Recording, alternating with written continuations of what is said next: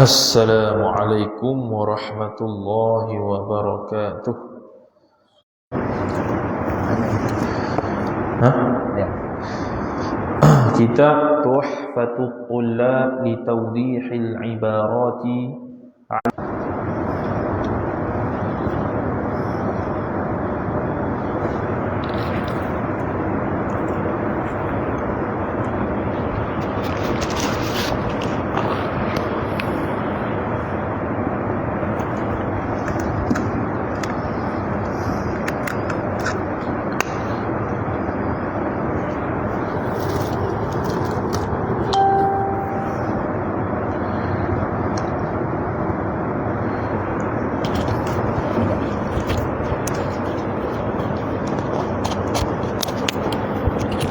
Bermaklah Bish. Qala al-musannif rahimahullah ta'ala wa nafa'ana Allah bi'ulumihi wa bi'ulumikum wa bi'ulumi masyayikhina fid darain amin ya rabbal alamin. Kata pengarang Asy-Syaikh Dawud bin Abdullah Al-Fatani rahimahullah ta'ala, dan demikian lagi tiada harus bagi sahaya itu mengarasi penghulunya atas mengkahwinkan dia. Jadi kita sudah baca matan ni berkenaan dengan tidak bolehnya sahaya tu memaksa penghulu untuk menikahkan dia. Jadi sambung kitab Kashfun Niqab kita, kalau kitab rasminya muka surat 203 lah. Kata dia, hukum wali menikahkan hamba ni masih lagi dalam matan hak atas tu. Tidak boleh hamba memaksa penghulu untuk menikahkan dia. Ni tafriq dia lah, masalah panjang. Hari itu tak habis lagi. Ni antaranya. Jadi satu topik seterusnya dia kata hukum wali menikahkan hamba perempuan bagi kanak-kanak lelaki yang berada di bawah hak kewaliannya. Situ Hukum wali menikahkan hamba perempuan bagi kanak-kanak lelaki yang berada di bawah hak kewaliannya. Jadi sekarang ni dia ada anak lelaki-lelaki. Dia ada anak lelaki-lelaki. Anak lelaki-lelaki ni ada hamba perempuan. Boleh ke tak bapa bagi kanak-kanak lelaki-lelaki ni menikahkan hamba perempuan milik anaknya? Berlaku khilaf. Syekh Ad-Damiri rahimahullahu ta'ala telah menjelaskan dalam An-Najmul Wahash fi Syarhil Minhaj bahawa berlaku perselisihan pandangan ulama terhadap keharusan wali menikahkan hamba perempuan bagi kanak-kanak lelaki yang berada di bawah hak kewaliannya. Ada 3 pandangan. Dia beza sikit lah daripada dulu. Dulu 2 pandangannya. Pandangan pertama merupakan pandangan yang asah. Dia kata boleh wali menikahkan hamba perempuan bagi kanak-kanak lelaki yang berada di bawah hak kewaliannya. Jadi kanak-kanak lelaki ni berada di bawah hak kewalian bapa. Maka bapa ni boleh tak menikahkan hamba yang milik laki-laki ni, milik anaknya yang laki-laki ni? Jawapannya boleh. Itu pandangan yang asah. Pandangan ini berlaku jikalau zahir dan jelas keinginan hamba perempuan tersebut hendak bernikah. Pandangan ni berlaku, pandangan yang kata boleh ni kalau zahir dan nyata keinginan dia untuk bernikah. Syekh Muhammad Al-Khatib Asy-Syarbini rahimahullahu ta'ala telah menyatakan dalam Mughnil Muhtaj ila Ma'rifati Ma'ani Al-Fadhil Minhaj bahawa perkara ini berlaku seperti mana disebutkan oleh Imam An-Nawawi rahimahullahu ta'ala dalam Rawdatul Talibin wa Umdatul Muftin dan Imam Ar-Rafi'i rahimahullah dalam Asy-Syarhul Kabir. Jadi Asy-Syaikhan fil fiqh, Syaikhan dua syekh dalam fiqh iaitu Imam Rafi'i dan Imam Nawawi bersepakat pada mengatakan pandangan asahnya boleh hamba ataupun wali bagi wali bagi anaknya yang lelaki-lelaki menikahkan hamba perempuan milik anak lelaki-lelaki. Boleh. Jadi 2 ulama usul ittifaq. Itu Imam Nawawi dengan Imam Rafi'i. Memang asah lah pandangan mu'tamad. Pandangan asah dalam mazhab Syafi'i ini ialah pandangan mu'tamad, bukan pandangan yang bukan mu'tamad. Kemudian pandangan kedua, tidak boleh wali menikahkan hamba perempuan bagi kanak-kanak lelaki yang berada di bawah hak kewaliannya. Tak boleh. Pandangan kedua secara mutlak tidak boleh. Pandangan ketiga, wali hanya boleh menikahkan hamba perempuan bagi kanak-kanak perempuan yang berada kanak-kanak perempuan, laki tu.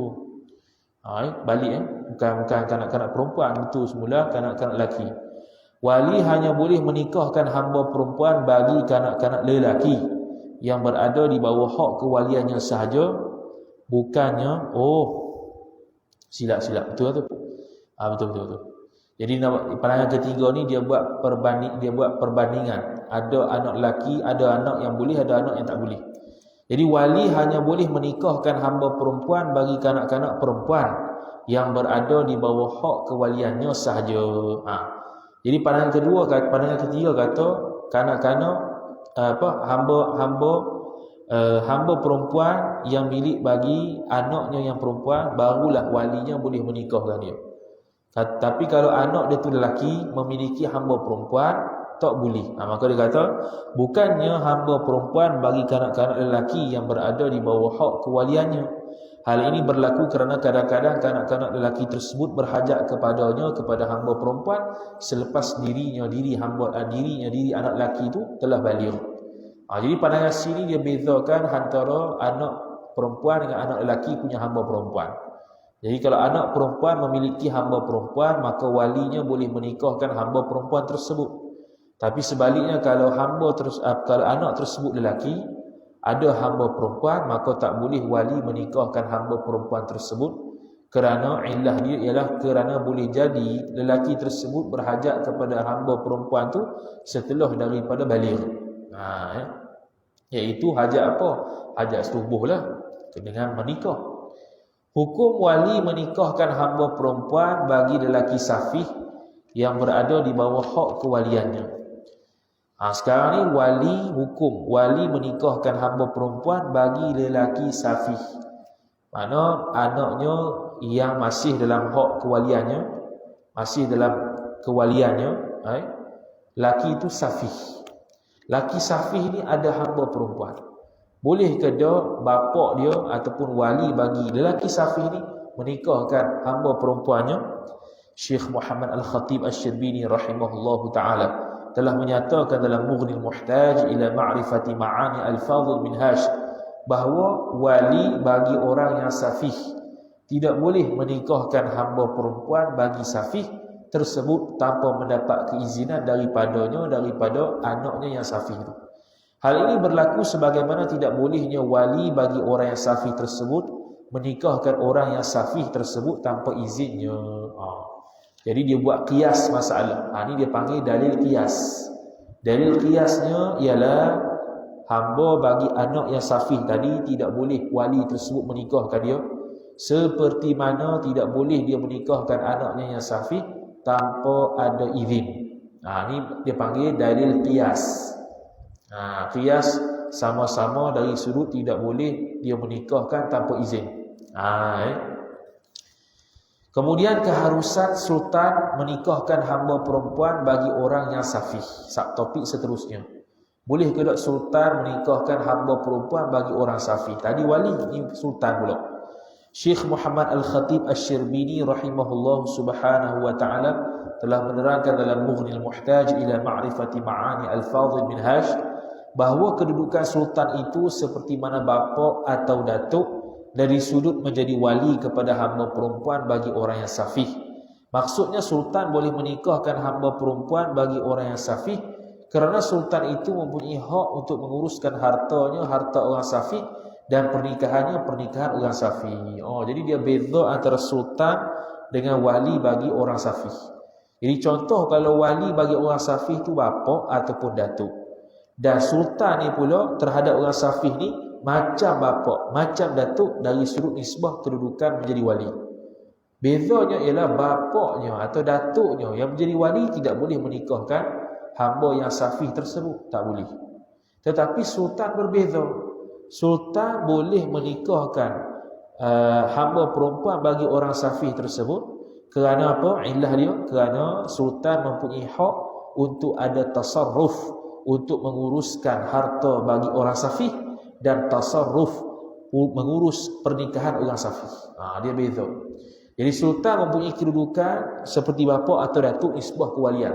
Bezanya wali bagi orang wali yang bapa ataupun datuk itu sendiri tidak boleh untuk menikahkan hamba perempuan bagi safih, seperti mana tidak boleh dia menikahkan anaknya yang safih melainkan izin. Kecuali sultan. Sultan boleh sebab dia ada hak tasarruf, hak menguruskan harta bagi anak tu dan hak pernikahan bagi orang safih itu. Maka hamba dia lagilah boleh. Itu. Keharusan sultan menikahkan hamba perempuan bagi orang gila. Sekarang ni orang gila ada hamba perempuan. Sultan boleh tak nikahkan hamba perempuan tu dengan orang lain?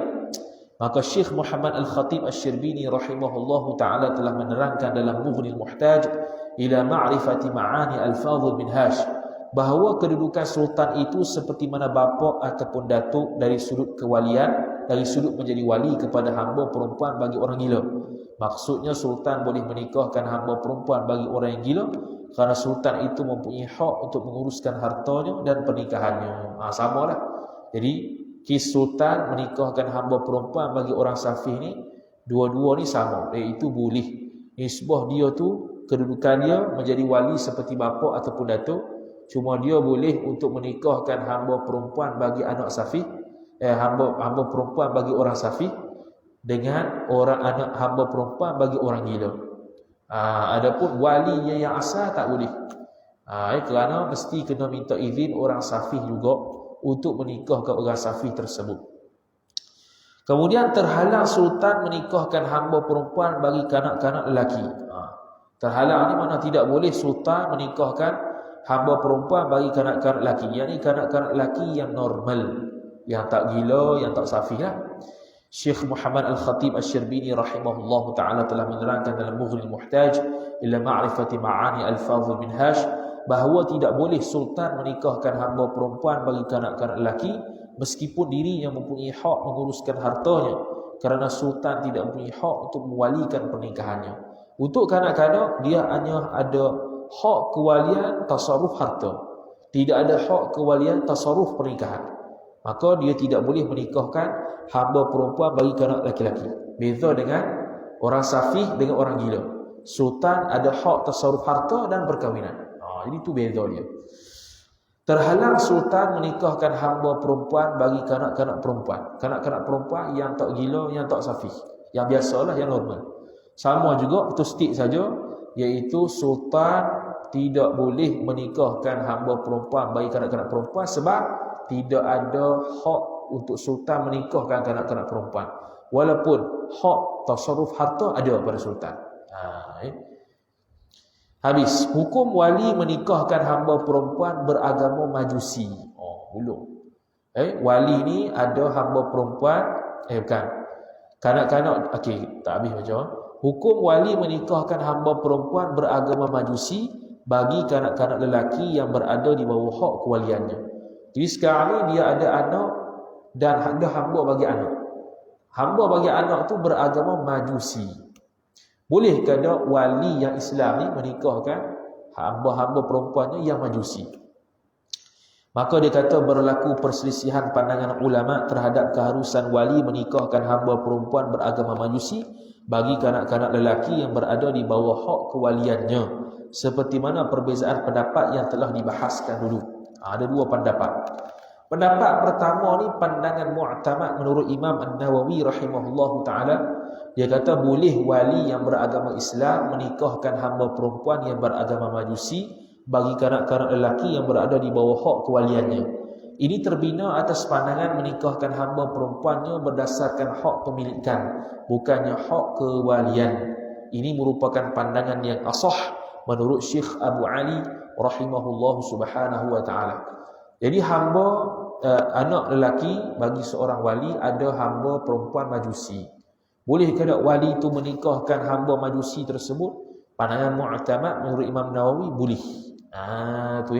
Boleh sebab apa? Sebab atas dasar pemilikan, bukan atas dasar hak kewalian. Maknanya kalau atas dasar hak kewalian tak boleh. Sebab apa tak boleh? Sebab dia kafir. Kalau atas dasar pemilikan hamba, sama ada kafir ataupun Islam, boleh. Itu kita dah bincang illah yang terdahulu minggu lepas. Atas dasar hak pemilikan boleh, atas dasar hak wali tak boleh. Begitu juga khususiat Nabi-Nabi Khususnya Nabi SAW, dia boleh ada milik hamba orang kafir, boleh milik hamba orang Islam. Tapi kalau bernikah, khususiatnya ialah tidak boleh Nabi-Nabi, Rasul-Rasul menikah dengan orang ahli kitab, walaupun boleh. Dia mesti isterinya itu Islam dan merdeka. Itu disebut dalam kitab Hasyiah As-Sawi ala Jauharatit Tauhid. Pandangan kedua, Imam Al-Muzani rahimahullah, Imam Ad-Dariki rahimahullah dan selainnya, mereka mengatakan tidak boleh wali bagi kanak-kanak lelaki tersebut menikahkan hamba perempuannya yang beragama Majusi. Tapi ini terbina atas pendapat menikahkan hamba perempuannya berdasarkan hak kewalian. Kena pegang ni. Hak kewalian kafir tak boleh. Hak pemilikan kafir ke Islam boleh laku. Pandangan ini disokong pandangan ini disokong oleh Syekh Muhammad Al-Khatib Asy-Syirbini rahimahullah dalam Mughnil Muhtaj ila Ma'rifati Ma'ani Al-Fadhil Minhaj. Boleh tengok kita Arab sendirilah macam mana kita kata dia berpendapat semikian. Biasanya nak tahu pendapat musannif ni atau pendapat syarih atau pendapat muhasyi, dia akan tulis al-zahir. Dia beza zahirun dengan al-zahiru.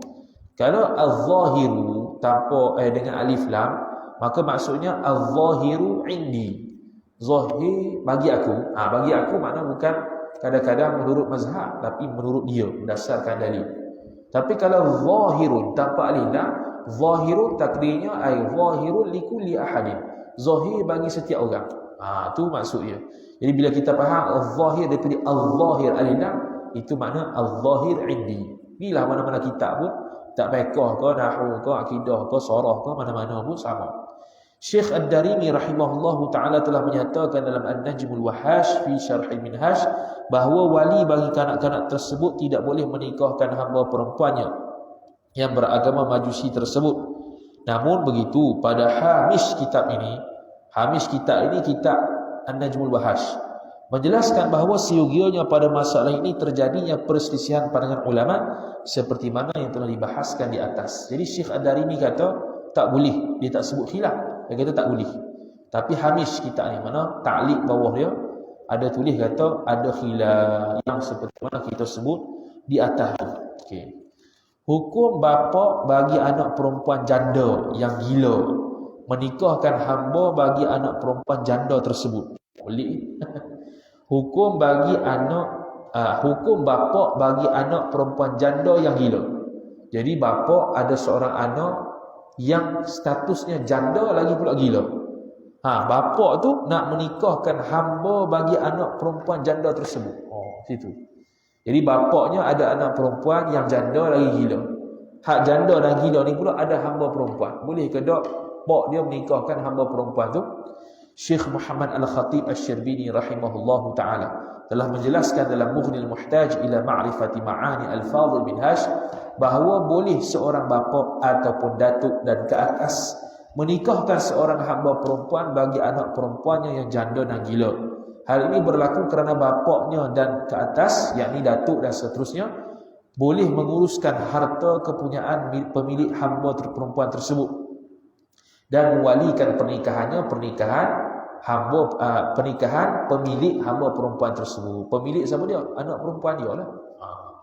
Jadi ilah dia kenapa bapak dia boleh menikahkan anak perempuan hamba perempuan bagi anak perempuannya yang janda dan gila. Ilah dia ialah kerana dia ada boleh tasarruf harta dan tasarruf pernikahan. Dia boleh tasarruf menguruskan harta janda yang gila sebab dia gila. Dia boleh menguruskan pernikahan sebab dia wali. Wali dalam pernikahan dan pengurusan harta terletak pada pak dia dan ke atas bagi janda yang gila. Maka hamba perempuan milik janda yang gila pun boleh.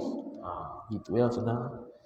Hukum bapa bagi perempuan yang janda dan yang berakal. Tadi gila ni berakal dan masih kanak-kanak. Dia janda yang kanak-kanak. Dia janda apa? Janda yang kanak-kanak. Boleh taswir kata dia menikah waktu kanak-kanak, kena setubuh, kemudian cerai. Boleh jadi ataupun mati ke suami dia tu. Dan anak dia tu ada hamba perempuan. Ada hamba perempuan lah, menikahkan hamba ni hamba perempuan bagi anak perempuan janda tersebut. Syekh Muhammad Al-Khatib Asy-Syarbini rahimahullahu taala telah menerangkan dalam Mughnil Muhtaj ila ma'rifati ma'ani al-fadhil minhaj, bahawa bapa dan ke atas tidak boleh mewalikan pernikahan hamba perempuan bagi anak perempuannya yang janda, berakal dan masih kanak-kanak. Oh, tak boleh. Sebab apa illah dia? Hal ini berlaku kerana walinya tersebut tidak boleh mewalikan pernikahan pemilik hamba perempuan tersebut. Illahnya ialah wali dia, iaitu bapa dia dan ke atas bagi janda tu tak boleh menikahkan dia, sebab dia tu masih budak-budak walaupun janda. Dia janda yang berakal, dia tak gila, tapi masih kanak-kanak. Mana kanak-kanak perempuan yang sudah statusnya janda, tak boleh wali itu menikahkan dia, tak boleh lagi, melainkan sudah dewasa. Oleh itu dapat diketahui daripada keterangan di atas bahawasanya disyaratkan pada orang yang boleh mewalikan pernikahan itu mestilah dia merupakan seorang wali dalam pengurusan harta dan juga pernikahan. Dari sudut pengurusan harta boleh, tapi dari sudut pernikahan tidak. Dari sudut pernikahan tidak. Jadi dia buat kesimpulan daripada masalah-masalah yang lepas, kita dapat tahu kata seseorang tu boleh jadi wali nikah kalau dia ni menjadi wali dalam dua benda. Pertama wali pernikahan, yang kedua wali harta. Wali dari sudut pengurusan harta, wali dari sudut pernikahan. Hukum menikahkan hamba lelaki yang diwakafkan. Itu tak baca lagi. Qala al-musannifu rahimahullahu ta'ala, qala hal zauj sahaya waqaf. Suami ni status dia sahaya waqaf. Mana dia sahaya tapi waqaf. Status dia di waqaf. Waqaf ni boleh digunakan untuk orang awam, boleh digunakan untuk orang ramai, macam waqaf masjid. Dan tiada harus bagi seorang mengkahwinkan sahaya yang diwakafkan. Jadi boleh ke tak sahaya yang wakaf ni dinikahkan? Tak boleh. Telah terdahulu harus sultan itu mengkahwinkan zauj sahaya wakaf dengan izin mauqufun alaih. Siapa mauqufun alaih? Nombor satu, yakni orang yang diwakafkan kepadanya. Siapa yang wakafkan hamba tu? Tu izin tu. Contoh Ahmad beli hamba. Dia beli hamba namanya Muhammad. Jadi Ahmad ni tuan Muhammad, dia wakafkan kepada orang ramai untuk manfaat orang ramai. Maka hamba ni dia panggil hamba wakaf. Siapa yang mewakafkan? Ahmad ni. Muhammad tu hamba, Ahmad tu yang mewakafkan. Jadi orang ni tidak boleh dinikahkan melainkan dengan izin mauqufun alaih, itu pewakaf. Melainkan diizinkan oleh pewakaf asal. Sultan pun tak dikahwin dengan dia, melainkan dapat izin daripada pewakaf asal. Maka sambung kata kita, tak habis lagi. Betul lah. Kata musannif, tiada harus bagi seorang mengkahwinkan sahaya yang diwakafkan. Pendapat dalam Ad-Dalilun Nassah telah menjelaskan bahawa tidak boleh seseorang menikahkan hamba lelaki yang telah diwakafkan tersebut meskipun mendapat keizinan kepada orang yang diwakafkan kepadanya sekalipun. Ada pendapat kata tak boleh juga, walaupun dapat izin daripada mauqufun alaih, iaitu pewakaf asal pun tak boleh juga. Itu dalam kitab Ad-Dalilun Nassah, Syarah Al-Uddah Was-Silah. Syekh Abu Bakar Syata rahimahullahu ta'ala telah menyatakan dalam Hasyiah I'anatul Talibin ala Fathil Mu'in bahawa tidak diharuskan bagi seseorang menikahkan hamba lelaki yang diwakafkan dengan apa jua keadaan sekalipun. Secara mutlak tak boleh. Ni makna berbeza dengan pandangan yang disebut dalam kitab Syekh Daud kita ni. Hal ini berlaku kerana hakim dan sebagainya tidak menguruskan dan mentasarrufkan perihal sedemikian, melainkan dengan sebab terdapat maslahah. Jadi hakim, sultan tidak menguruskan urusan pernikahan melainkan ada maslahah. Jadi sekarang ni tidak ada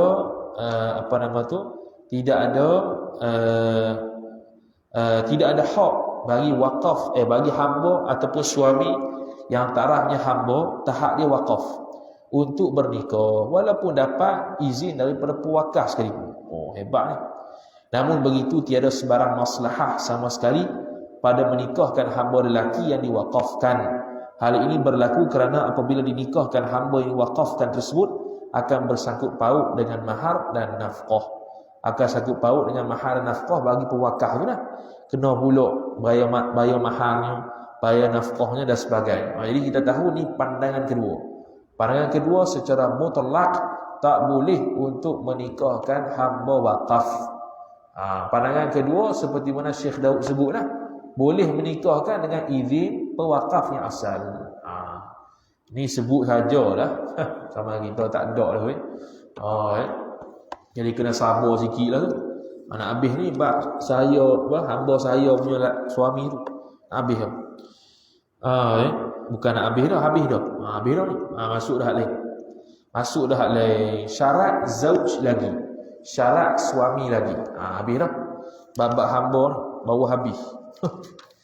Okey, kemudian dia kata, dan demikian lagi disyaratkan pada suami itu bahawa ada ia suami mengetahui akan perempuan yang halal baginya bagi suami dahulu, yakni sebelum daripada akad nikah. Ini syarat suami lagi.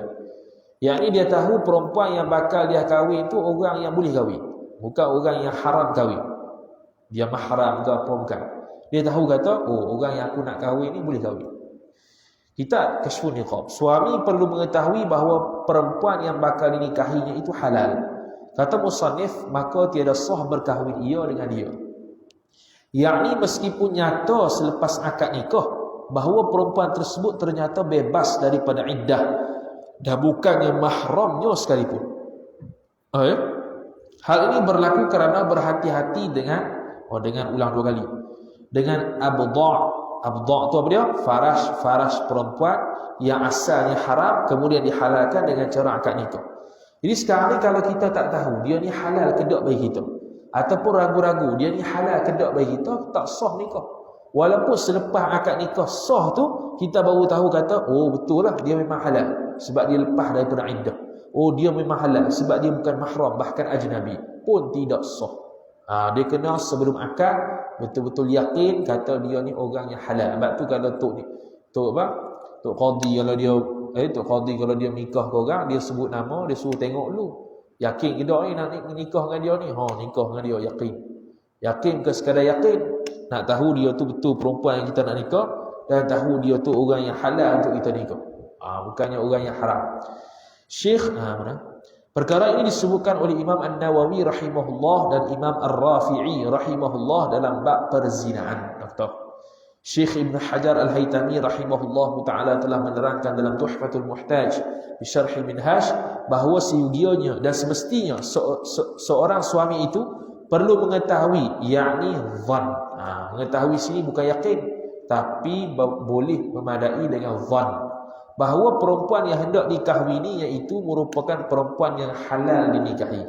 Maka jikalau bakal suami tersebut tidak mengetahui tentang halalnya bernikah dengan perempuan tersebut, maka tidak sah pernikahannya. Illah tidak sah kerana ihtiyat, berhati-hati untuk melaksanakan akad nikah. Jadi ada kaedah tersebut, al-aslu fil bud'i at-tahrim. Al-aslu fil bud'i at-tahrim. Asal pada bud', asal pada farah tu haram. Mana nak menghalalkan dia? Dengan akad. Sebab tu dalam mazhab Syafi'i dalam bab menghalalkan farah tu sangat ketat. Maka tidak sah nikah online dan sebagainya.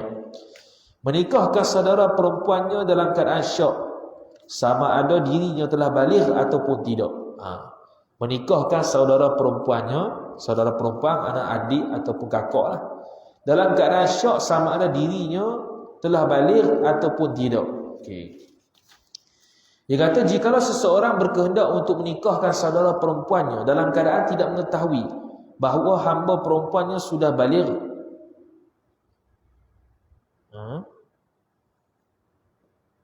Bukan hamba, saudara. Saudara tu bukan hamba.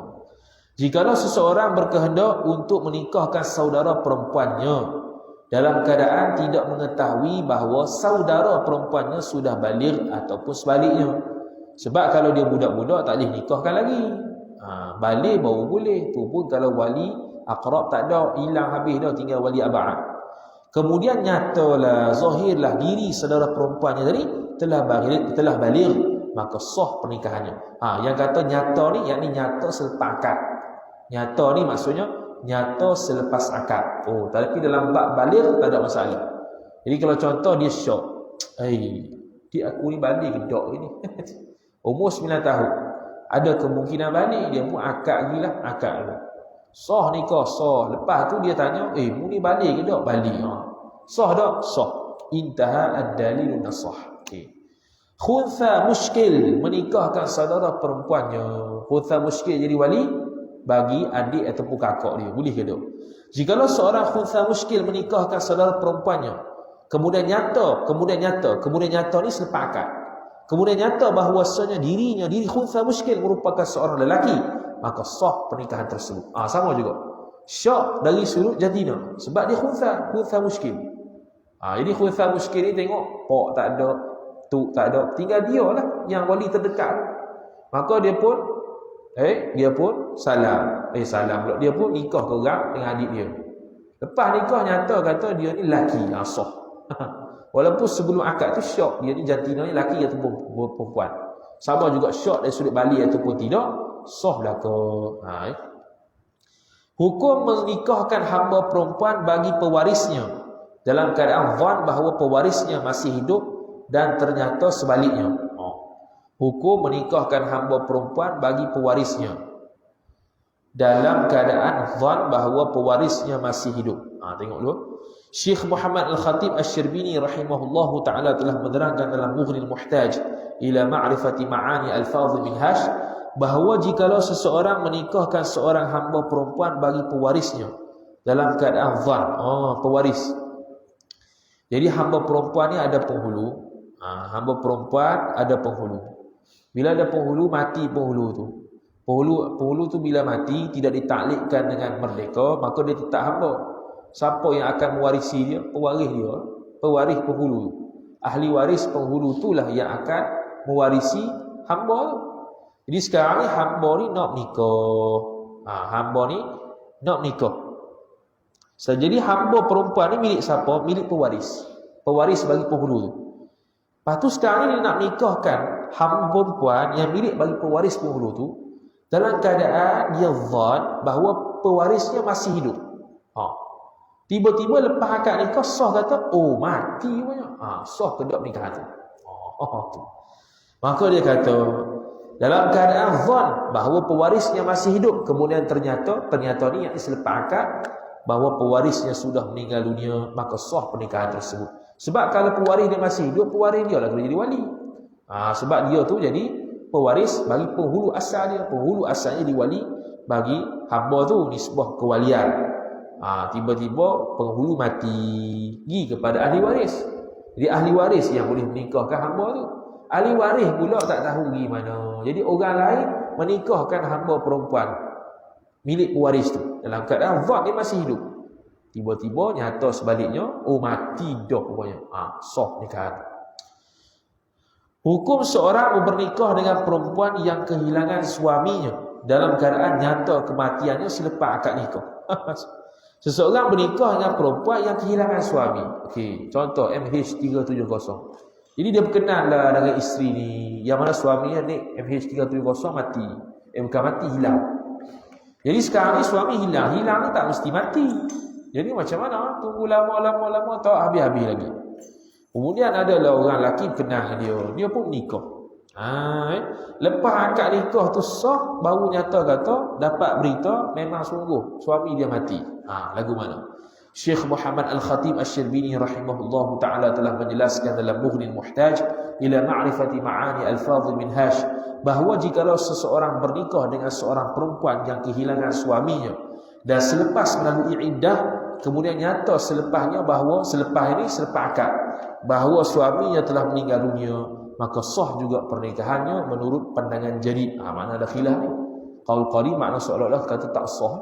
Qaul jadid sah, dan ini mu'tamad. Habis tu matan syarat zauj yang pertama. Bukan yang pertama, banyak dah ni syarat zauj yang tambahan. Iaitu mestilah suami mengetahui bahawasanya perempuan yang nak dinikahinya itu halal. Kemudian syarahan dia seperti mana yang kita sebut tadi, tafriq masalah dia. Maka jika berkahwin ia suami akan seorang perempuan, suami itu iktibar ma yakunlah, iktibar akan datang, yang tiada diketahui akan dia akan perempuan tu di dalam iddahkah atau tiada iddah. Syoklah. Atau adakah perempuan itu saudaranya atau perempuan yang helak. Helak tu ajnabi. Saudara tu makna mahram. Jadi dia syok. Dia tak tahu. Maka tiada sah berkahwin ia suami dengan dia, dengan perempuan tu. Beza dengan tadi bab baligh dengan bab kematian suami, dengan lagi bab apa tadi satu lagi? Dengan baligh dengan satu khunsa muskil. Tu dia sebut orang yang menikahkan. Orang yang menikahkan tu dia tu khunsa muskil. Dan syok jantina lelaki ke perempuan. Lepas akad nikah nyata kata khunsa muskil. Wali dia tu adalah lelaki, sah nikah dia. Begitu juga menikahkan orang saudara sendiri, saudara perempuan sendiri. Yang syok dia ni balik ke tak? Lepas akad nikah nyata dia balik, sah nikah dia. Syok situ tak ada masalah. Syok dari sudut halal ke tak aku nikah dengan dia, itu ada masalah. Kemudian maka iaitu mana tadi? Maka tidak sah berkahwin ia suami ataupun lelaki itu. Maka tiada sah berkahwin ia dengan dia. Maka tiada sah berkahwin ia suami akan perempuan tu. Okey. Itu. Maka iaitu tiada iddahnya. Iddah perempuan atau orang helak sekalipun. Dia kata apa ni? Maka iaitu ni. Yang ni maka iaitu perempuan tu tiada iddahnya iddah perempuan atau orang helak ajnabi sekalipun. Jadi tak sah juga. Walaupun memang hakikatnya tak ada iddah. Memang hakikatnya dia tu ajnabi. Walaupun begitu, tapi disebabkan dia tak pasti sebelum akad nikah dia ni orang yang ajnabi ataupun tidak, dia ni masih dalam iddah ataupun tidak, dia menikah juga walaupun nyata lepas nikah tu dia tu memang betul-betul ajnabi ataupun sudah tidak ada iddah ataupun habis iddah, maka tetap tidak sah. Nombor dua, yakni jika nyata tiada iddahnya atau orang helak sekalipun, maka tiada sah. Mishkatul Masabih muka surat 121. Bersalahan berbeza jikalau bercampur perempuan yang mahramnya, bercampur perempuan yang mahramnya, mahram lelaki, dengan perempuan yang banyak di dalam dusun yang besar. Dusun yang besar, kampung yang besar. Nombor tiga, yakni bercampur sehingga tidak dapat mengetahui antara perempuan mahram dan ajnabiyah. Contoh muka kat kampung tu semua sama dengan adik dia, lebih kurang. Dah lah banyak. Kemungkinan salah seorang itu ada mahramnya. Banyak pula. Jadi apa? Jadi keliru. Mana satu adik dia, mana satu kakak dia. Yang tiada mahsur. Apa mahsur? Yakni tiada terhingga. Banyak sangat sehingga tidak boleh dikira. Tidak boleh dikira ni dia ada hak dia. Dalam kitabnya tak ingat sebut gedak tu lagi. Iaitu tiada mahsur ni orang asal dia sebut maksudnya. Tiada mahsur ni tidak dikira ni makna terlalu banyak. Bukan yang tak boleh dikira ni makna infinity, bukan. Makna jumlah itu terlalu besar untuk dikira satu-satu. Kalau mahsur ni kita boleh kira. Oh ni 1, 2, 3, 10 orang ni. Boleh kira. Kalau tiada mahsur ni terlalu banyak. 1,000 ke, 2,000 ke. Banyak sangat. Iaitu, tu dia buat lobby. Iaitu tiada terhingga tu yang lebih daripada 100. Jadi kalau ikut 100 bolehlah kira. Bukan masalah boleh kira. Masalah mahsur ni dengan tiada mahsur itu istilah. Iaitu mahsur ni bawah 100. Tidak mahsur ni lebih 100. Tu pun ada khilaf lagi. Yakni tiada terhingga bilangan kerana banyak perempuan pada dusun dan kampung itu. Iaitu qadar bilangan yang lebih daripada 100 orang pada dusunnya. Jadi dusun yang besar tu ada penduduk lebih 100 orang perempuan contoh. Semua tu lebih kurang sama dengan perempuan dia yang mahram. Tak tahu mana satu. Maka harus ia seorang lelaki tu berkahwin padanya pada perempuan hinggalah sampai kepada mahsur. Sehinggalah perempuan yang ada di dusun tu bawah 100. Bila dusun di kampung tersebut bawah 100, maka tiada harus. Yakni maka harus ia seorang berkahwin dengan perempuan di dalam dusun itu ketika bilangan mereka itu perempuan tiada mahsur, iaitu kurang daripada 100. Betul lah. Okay, sekali lagi, maka harus ia seorang laki-laki berkahwin dengan perempuan di dalam dusun itu ketika bilangan mereka itu tiada mahsur, sehingganya sampai kepada bilangan mahsur.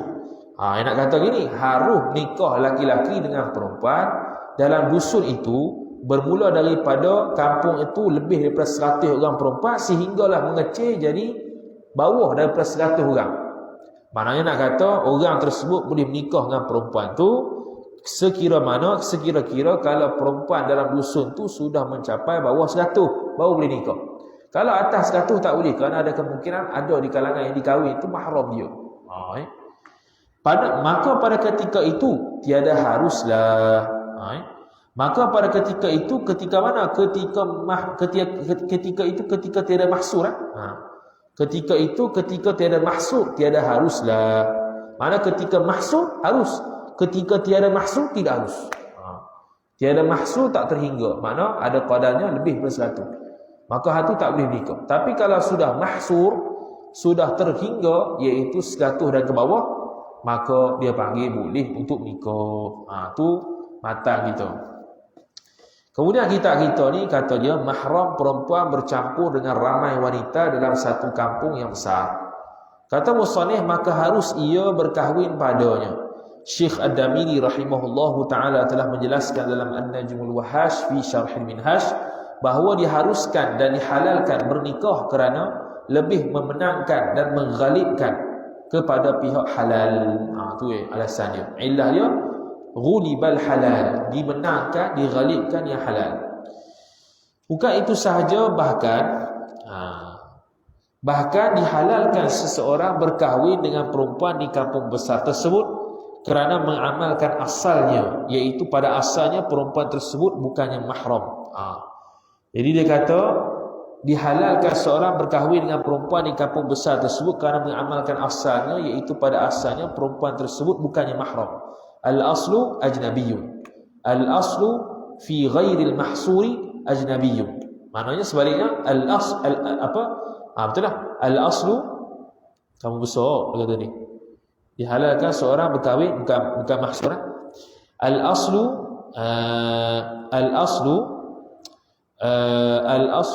kamu besar dia panggil apa sekarang? Kalau bila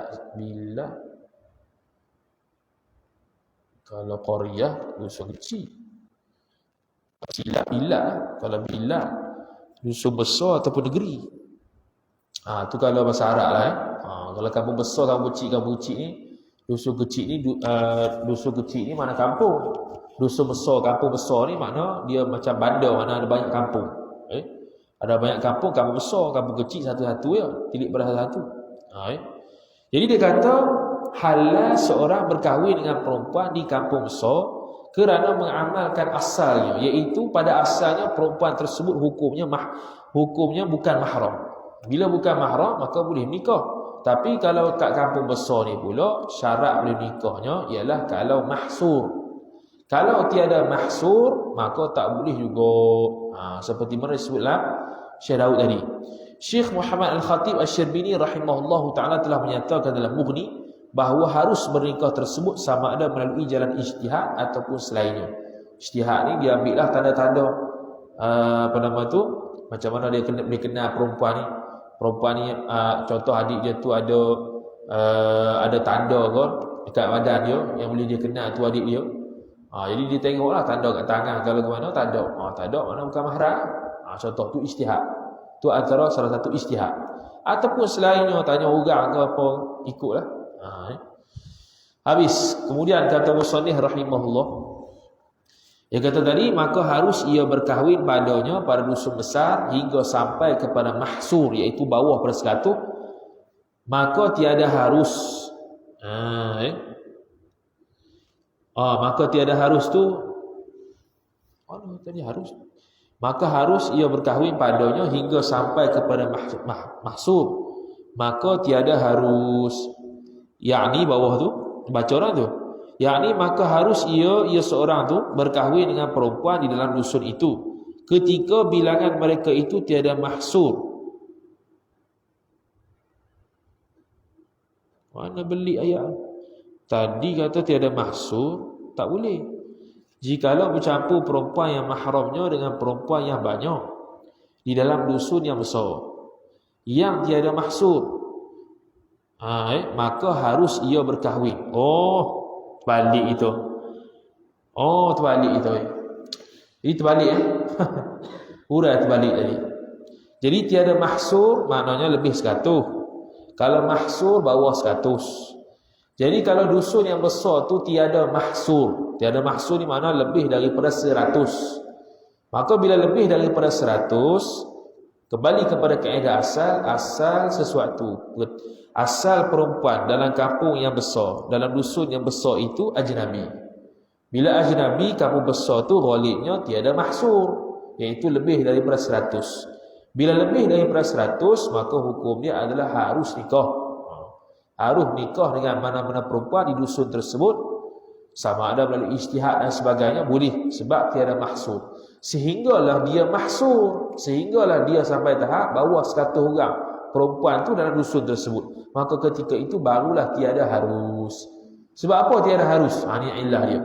Kerana bahawasanya jikalau ditegahkan berkahwin,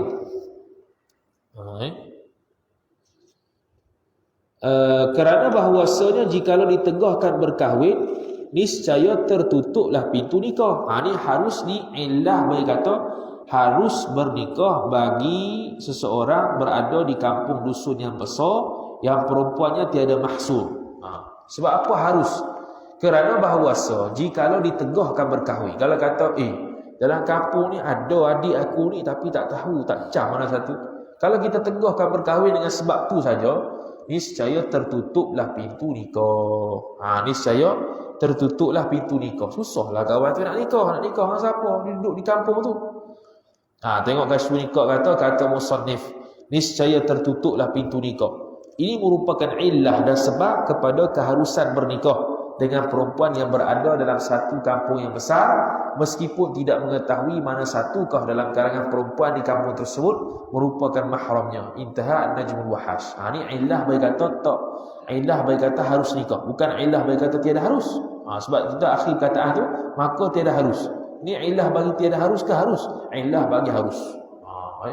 Tu pun kena bobit juga tu.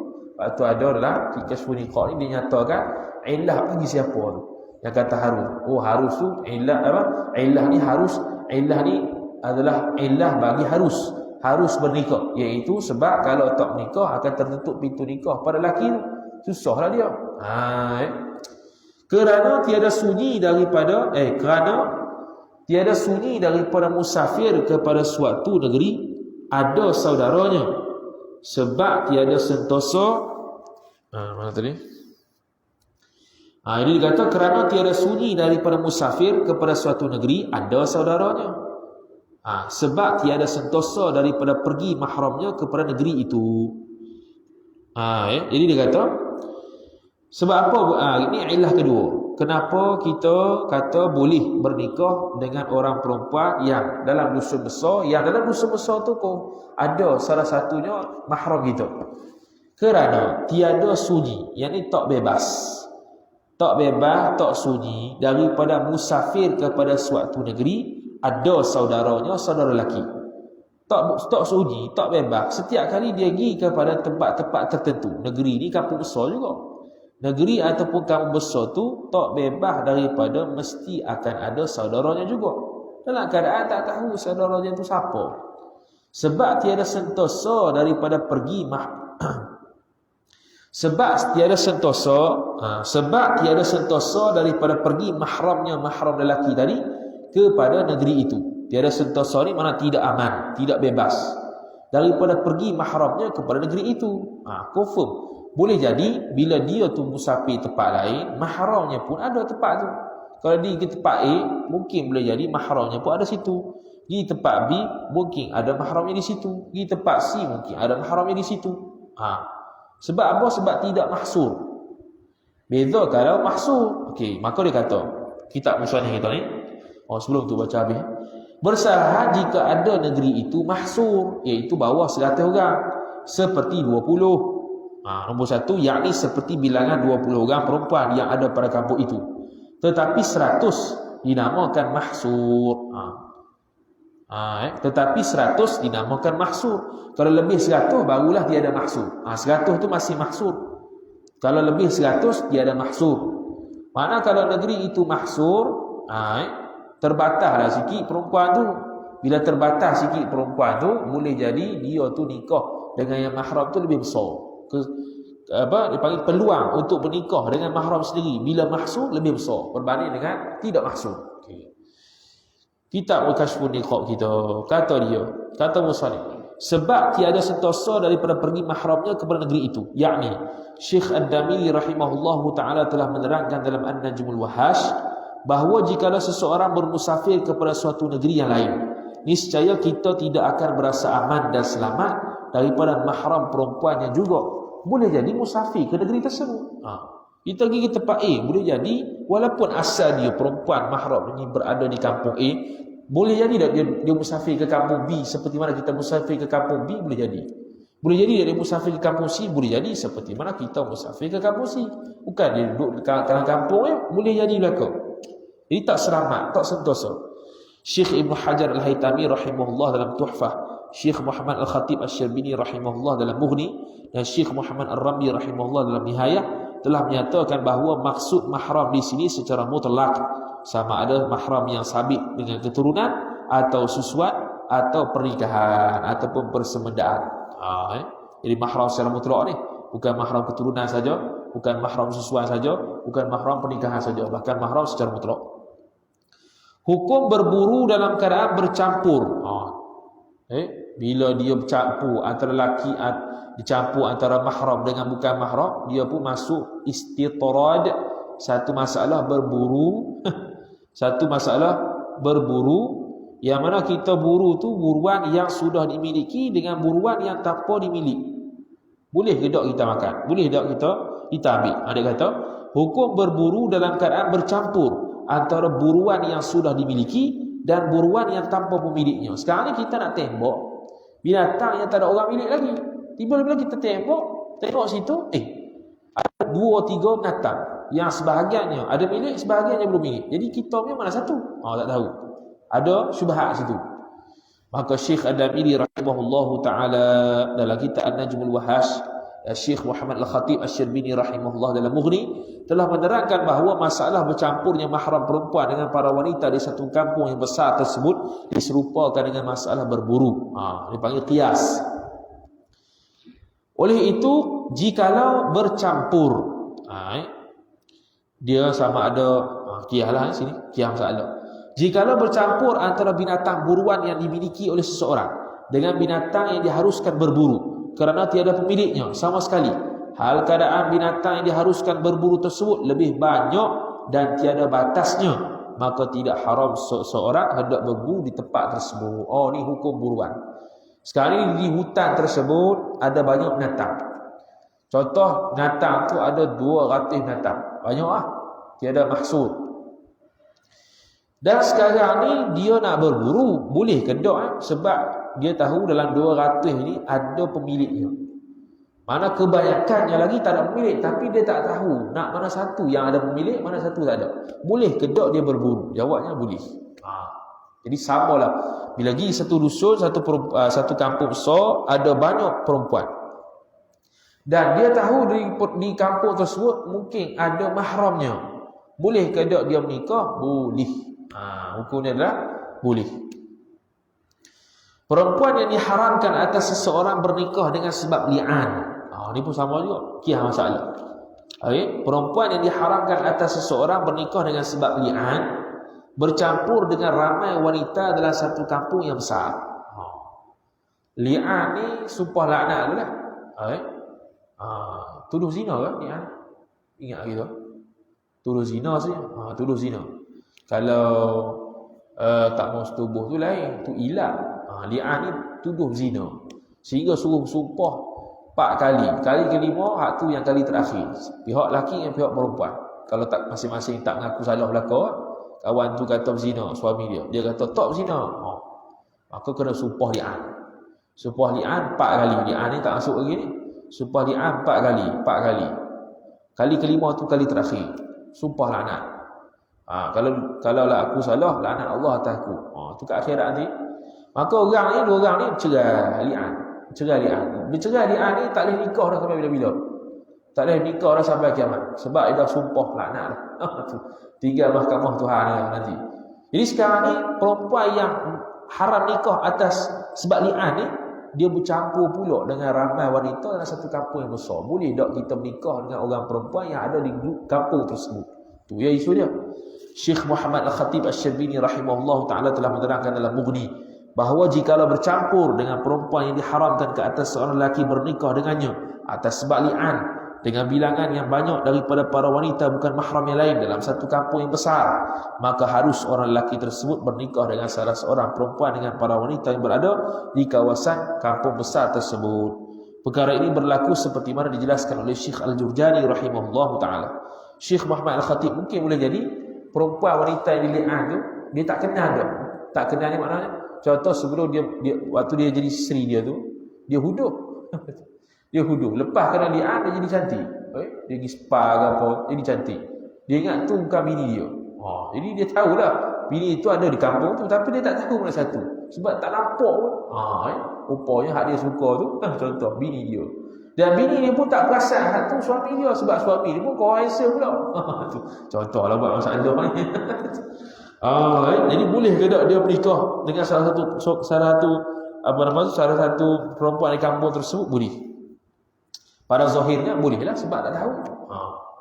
Perkara ini berlaku seperti mana dijelaskan oleh Syekh Al-Jurjani rahimahullahu taala. Syekh Muhammad Al-Khatib Asy-Syarbini rahimahullah telah menyatakan dalam Mughni bahawa harus bernikah tersebut sama ada melalui jalan ijtihad ataupun selainnya. Mahram lelaki bercampur dengan ramai lelaki dalam satu kampung yang besar. Sama masalah belaka.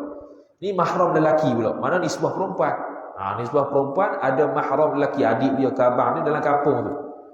Dan dalam kampung tu banyak lelaki. Boleh ke tak perempuan tu menikahkan salah satu daripada lelaki tersebut? Syekh Ali Syubram Malisi rahimahullah ta'ala telah menjelaskan dalam hasyiahnya bahawa masalah yang sama juga berlaku apabila mahram lelaki bagi seorang perempuan itu bercampur dengan ramai lelaki dalam satu kampung yang besar.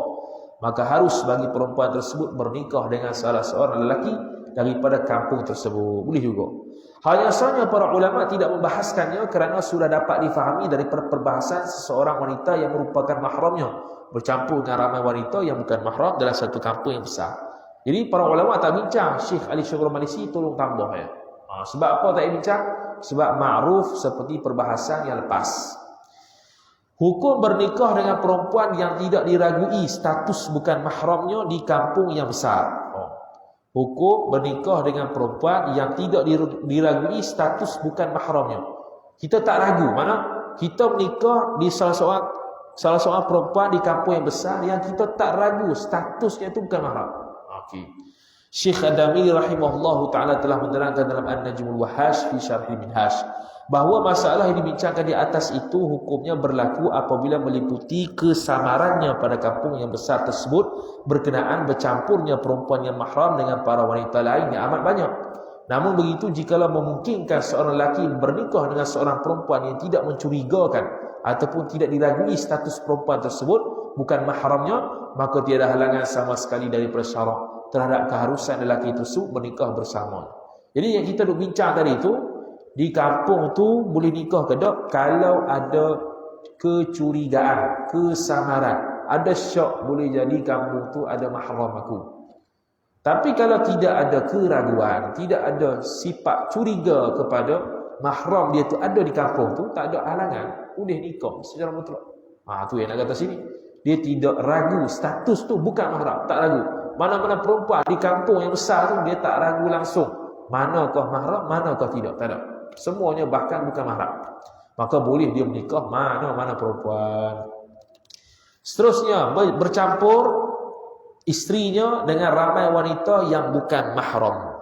Adakah boleh suami bersetubuh mana-mana perempuan? Bercampur isterinya dengan ramai wanita yang bukan mahram. Sekarang ni kes dah kahwin dah pula. Dia kahwin dengan seorang bini yang mana muka bini itu lebih kurang sama saja dengan dalam kampung. Puak-puak wanita dalam kampung tu. Yang mana wanita dalam kampung tu bukan mahram dia. Campur dengan isteri dia. Boleh ke tak dia menikah? Boleh ke tak dia setubuh? Dia setubuh mana-mana perempuan tu. Pelik juga masalah ni. Kita boleh fikir kata, dah perempuan tu tak perasan kata suami dia. Bagaimana ada masalah gini? Mana tahu boleh jadi gini? Suami semua lebih kurang sama, mana tahu? Syekh Ad-Damiri rahimahullahu taala telah menerangkan dalam An-Najmul Wahash fi Syarh Minhaj bahawa jikalau bercampur isteri seseorang dengan ramai para wanita bukan mahram yang lain, maka tidak diharuskan, bahkan haram atas suami tersebut melakukan persetubuhan dengan salah satu daripada wanita tersebut meskipun melalui ijtihadnya sekalipun. Sebab apa? Perkara ini berlaku sama ada menyerupai isteri yang itu dengan perempuan lain melalui jumlah bilangan yang sedikit ataupun banyak. Ini secara mutlak tak boleh. Mahsur ke? Tiada mahsur ke?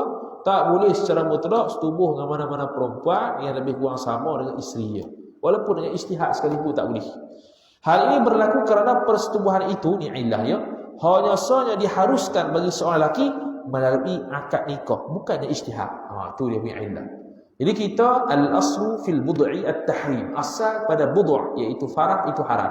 Melainkan ada akad. Sekarang ni kita nak halalkan persetubuhan melalui ijtihad, tak boleh dah. Mesti melalui akad nikah. Jadi tidak boleh walaupun secara zat dia ni isteri kita, tak boleh kita setubuh juga. Kena cari isteri sungguh. Hal ini berlaku, betul? Dan penyiasatan, bukannya atas dasar ijtihad dan siasat terhadap ciri-ciri tertentu yang sabit pada perempuan. Imam Nawawi rahimahullah ta'ala telah menyatakan dalam Al-Majmu' Syarah Al-Muhadzab, iaitu bab ijtihad, bahawa masalah ini tidak berlaku perselisihan pandangan ulama. Dalam bab ijtihad, Imam Nawawi Syarah membahaskan berkaitan dengan masalah dalam bab ijtihad ni, masalah ini tidak ada khilaf, tidak boleh ijtihad. Dalam bab persetubuhan tidak boleh dihalalkan melalui ijtihad, bahkan perlu dihalalkan melalui akad nikah. Habis. Hukum bernikah dengan seorang perempuan yang bercampur antara mahramnya dan perempuan yang sedikit dalam satu kampung.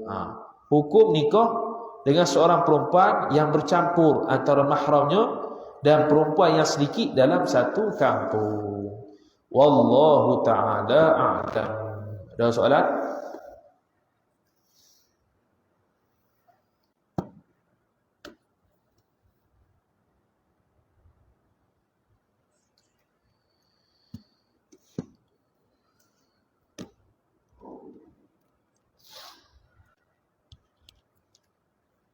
Tak?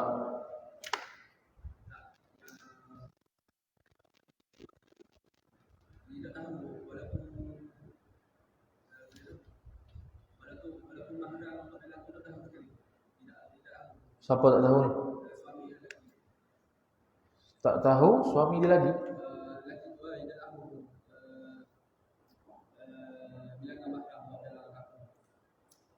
Ya.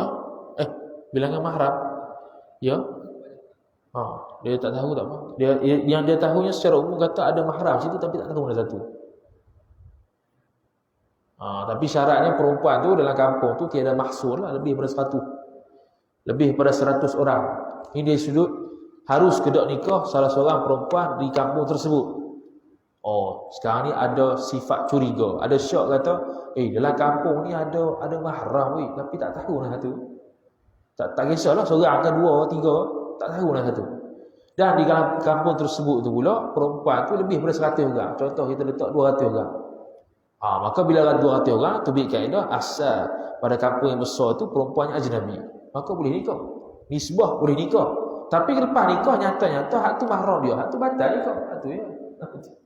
Asal boleh nikah ke tak? Boleh nikah. Sebab hukum zahir kata ajnabi lah di kampung besar ni dalam keadaan syak.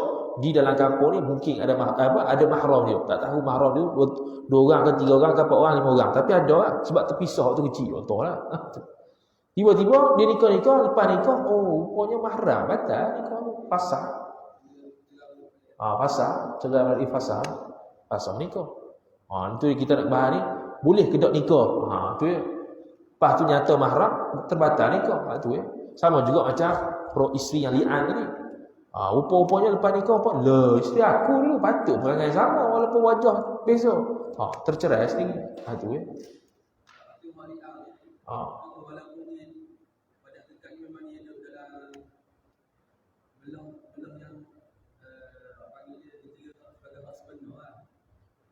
Macam mana?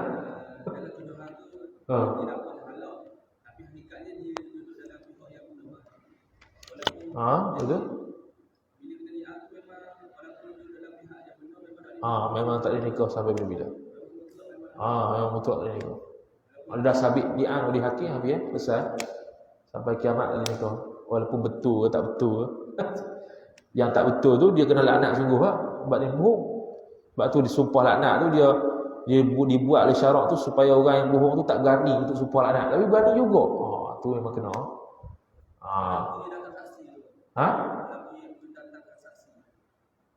Ikutlah dalam keadaan mana pun. Saksi ke tak saksi dia tak mau percaya tu Dia tetap nak tuduh dia berzina. Sebab sekarang ni suami tuduh zina isteri. Suami tuduh isteri berzina, lain dengan orang lain tuduh perempuan berzina. Kalau dia bawa saksi yang orang nak tuduhkan dia tu berzina, dia bawa saksi sabit zina pada perempuan tu. Tak ada li'an-li'an ni. Tapi kalau li'an ni suami sendiri yang bubuh isteri dia. Kata dia tu berzina. Lepas tu isteri tak ngaku. Suami dia memang sah kata dia ni confirm zina ni. Kerak keluar banyak kata. Bukti dia begitulah lebih kurang. Sehinggalah ada kena sumpah. Sebab kena sumpah ni buat apa? Sebab tidak ada saksi yang nyata. Tidak ada saksi yang nyata mengatakan kata dia berzina. Suami dia pula tuduh berzina. Dalam keadaan tidak ada saksi yang cukup. Maka kena sumpah. Bila sumpah berkaitan suami ke atas isteri pula tuduh zina, dia ada panggil sumpah li'an. Jadi 4 kali kena sumpah pihak suami, 4 kali kena sumpah pihak isteri. Tak mengaku juga kesalahan tu, kali kelima tu sumpah laknat. Kali pertama, kedua, ketiga, keempat tu kira aku bersumpah dengan nama Allah Ta'ala aku tak berzina. Suami tu aku sumpah nama Allah Ta'ala dia tu berzina. Itulah 4 kali sampai kelima. Kalaulah aku bohong demi Allah Ta'ala, kalaulah aku bohong maka laknat Allah atas aku. Situ sumpah laknat yang kelima. Dua-dua sumpah laknat berlaku, terjadilah li'an. Coba tu mana betul tu? Tu kat padang mahsyar. Jadi perempuan li'an tidak boleh kalau sabit dah li'an oleh hakim dan sebagainya, tak boleh dah nikah selama-lamanya. Walaupun kita berasa kita dah betul dah. Boleh jadi kita ni ngaku sungguh dah. Dan boleh jadi lah dia apa nama tu? Menurut dia betul lah. Jadi sama-sama masa betul lah tu. Waktu kalau nak sumpah li'an ni, dia orang yang betul sekali pun dia akan rasa sumpah li'an ni. Walaupun dia rasa dia betul dah, bukti kukuh ke apa, tak ada bukti 4 saksi tu. Dia ada bukti kukuh dan sebagainya, tapi kukuh itu mungkin bukti dia tu tidak sampai tahap yakin, bukti dia sekadar zon ataupun syok itu. Jadi orang yang benar sekalipun dia nak sumpah laknat ni dia takut juga. Takut salah. Dia berasa betul. Kadang-kadang dia tuduh orang tu berzina tu kerana emosi dia. Jadi sampai yang kelima yang sumpah laknat ni, dia mungkin break kan. Dia break dia tak jadi. Sekadar sumpah gitu dia tak berani. Tu nanti bab li'an, tuduh zina. Suami tuduh isteri berzina. Bahaya. Antara masalahnya ialah sebab isteri tu mengandung 6 bulan ni. Contohlah 6 bulan. Dia beza pula masalah kalau orang tu berzina, lepas tu menikah, lepas tu ada anak, beranak 6 bulan. Boleh ke dok sabit anak tu pada pok tu? Sedangkan mereka bertahu zina boleh ke dok sabit anak? Nisbah hukum zahir bolehlah sebab cukup 6 bulan, sekurang-kurang mengandung 6 bulan. Tapi nisbah hakikat mereka tetap zina, tetap tidak boleh lebih dengan pok dia. Tapi nisbah hakim hukum zahir mereka dakwa kata ni anak kami. Dia pun bawa mari bukti 6 bulan mengandung dan ke atas. Jadi qadi pun boleh buat apa kata zahirnya anak dia. Tapi hakikatnya dia yang tahu dia pun berzina. Hasil persetubuhan berzina keluar anak. Mereka yang akan dakwa depan Tuhan. Hakim qadi hanya memberikan hukum zahir saja. Hak ni 6 bulan lebih. Zahirnya bukan zahirnya anak dia. Kita pernah apa nama tu praktikal Jabatan Mufti. Awal-awal masuk tu ada kes dakwa anak sendiri sebab 6 bulan. Itu dia buat penolong kanan bahagian patua tu dia terang kita kata ni yang minta begini ni kalau hakikat dia kalau hukum zina pun zina juga. Dia tak sah dari sudut syarak. Dia punya anak tu. Tapi disebabkan mereka mendakwa kata ni anak dia dan ada bukti lebih mengandung 6 bulan, jadi hukum zahirnya anak dia. Zahir anak dia ini sebuah hakim. Hakim tak boleh tahu dah lebih lagi. Dia boleh tahu zahir itu. Keputusan doktor kata 6 tahun 6 bulan ke atas dah mengandung. Jadi ikutnya sah lah kahwin. Bukan zina. Situ. Nisbah hakik terlepas dah dosa dia. Bukan dosa apa pun, terlepas dah dia sebab dia hukum zahir. Kan dosa tu kawan tu sendiri yang berzina, hakikat dia. Jadi dia tanggung sendiri kat akhirat tu. Tak tu dia. Ada lagi? Surah Wallahu ta'ala alam. Sambung pula hari Rabu. Hari Rabu sakit hari Rabu sakit Rabu. Wallahu ta'ala alam. A'udzu billahi minasyaitonir rajim. Bismillahirrahmanirrahim. Alhamdulillahi rabbil alamin wassalatu wassalamu ala asyrafil anbiya'i wal mursalin sayyidina Muhammadin wa ala alihi wa sahbihi ajma'in. Allahumma zidna 'ilma warzuqna fahma